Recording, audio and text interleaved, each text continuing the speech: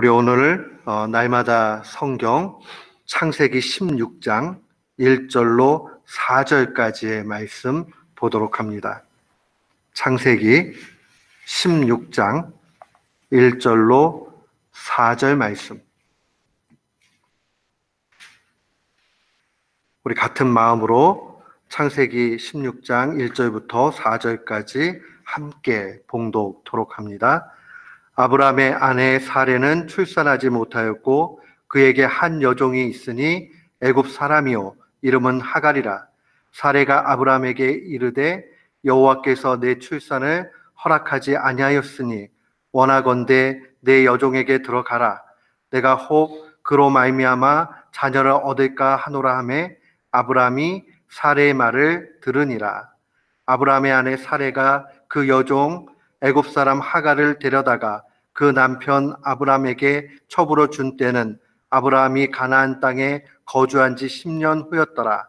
아브라함이 하갈과 동침하였더니 하갈이 임신하매 그가 자기의 임신함을 알고 그의 여주인을 멸시한지라.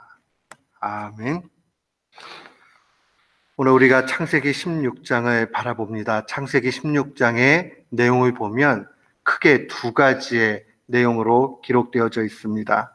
하나는 우리가 하나님 뜻대로 하지 않고 인간의 방법을 추구해 갈 때 얼마나 위험한가 하는 내용이 들어가 있고, 또 하나는 그럼에도 불구하고 긍휼과 은혜를 베푸시는 하나님의 손길을 볼 수 있습니다.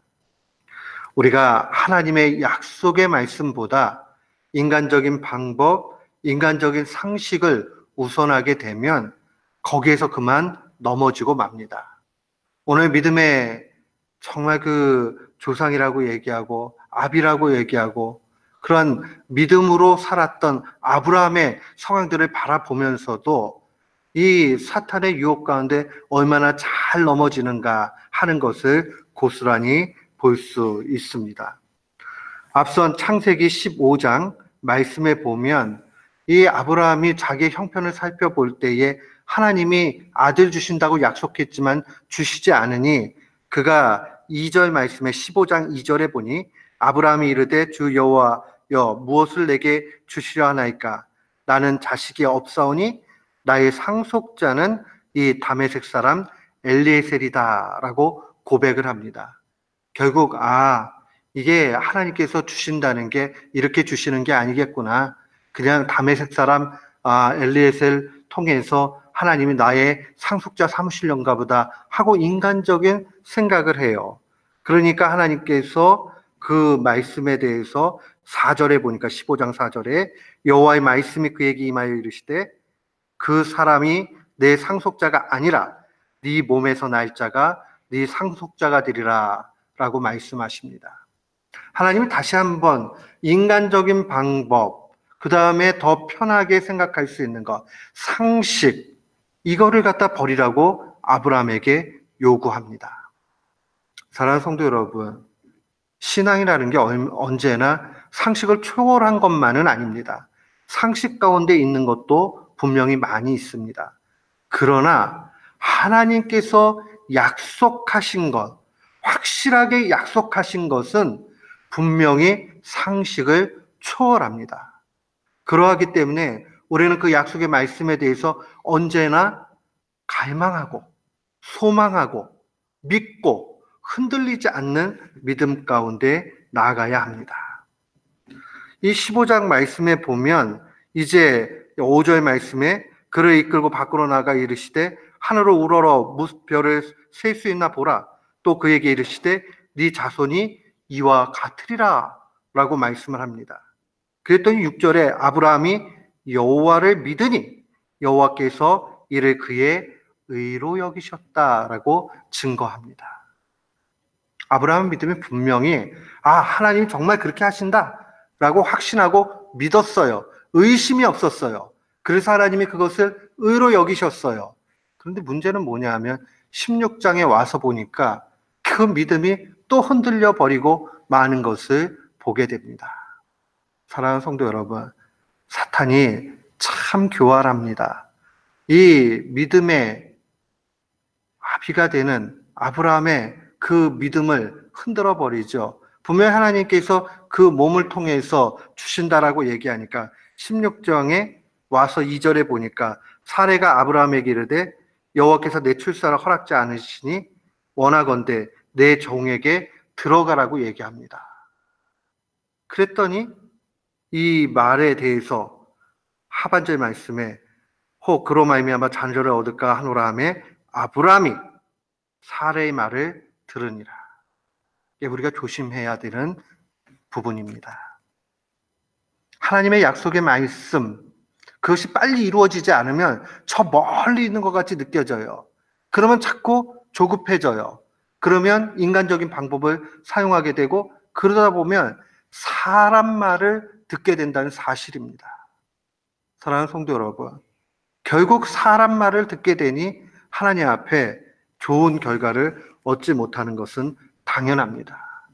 이 일로 말미암아 하나님께서 이 여종 하갈의 태를 열어서 이스마엘을 주셨지만은 그것이 이 아브라함 가정에 얼마나 큰 어려움이 되는가 하는 것을 우리는 잘 알 수 있습니다.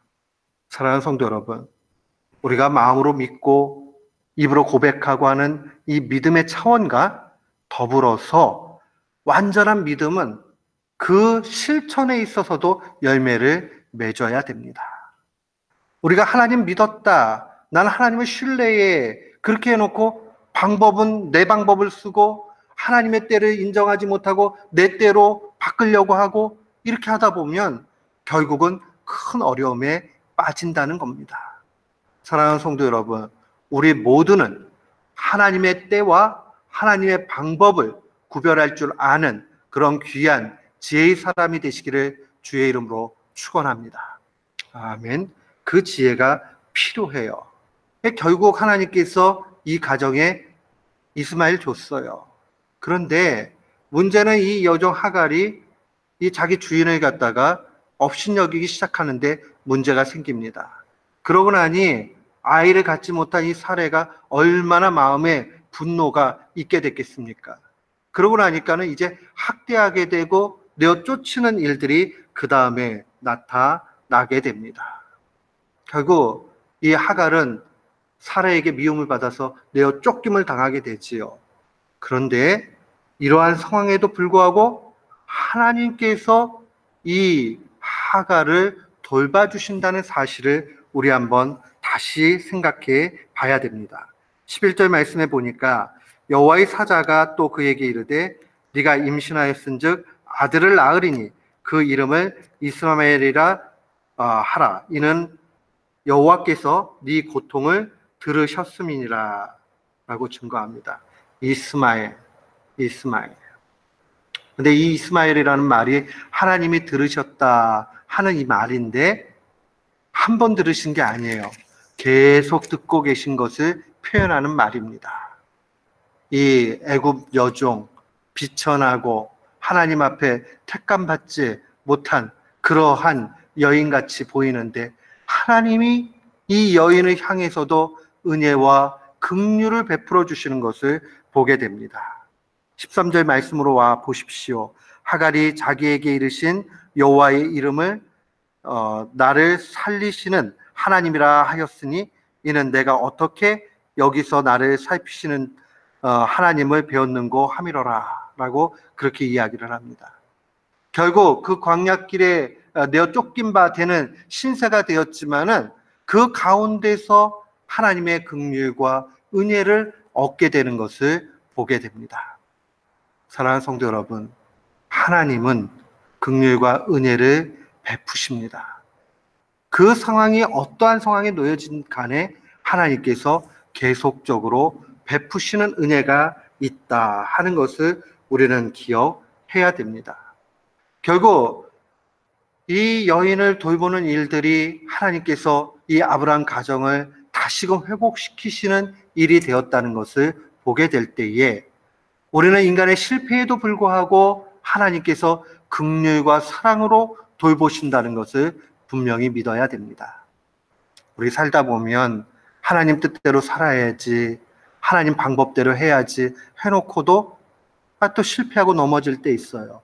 사탄은 계속 이야기합니다. 거봐, 너는 안 된다. 그냥 거기까지 해라. 하나님이 그거 얼마나 분노하시고 화내시겠냐 라고 하면서 두려움과 낙심으로 가득 차게 그렇게 만들어요. 그러나 주님께서는 다시 기회를 주시고 힘을 주신다는 것을 분명히 기억해야 됩니다. 오늘도 실패 가운데 있는 이들을 부르시고 돌봐주시고 인도해 주시는 주님을 바라보는 우리 모두가 되기를 주님의 이름으로 축원합니다. 아멘. 오늘 이 말씀 마음에 간직하면서 하나님의 때와 방법을 분별하는 지혜, 또한 하나님께서 돌보신다라는 믿음의 확신 가지고 날마다 승리하는 귀한 교우들 되시기를 축원합니다. 아멘.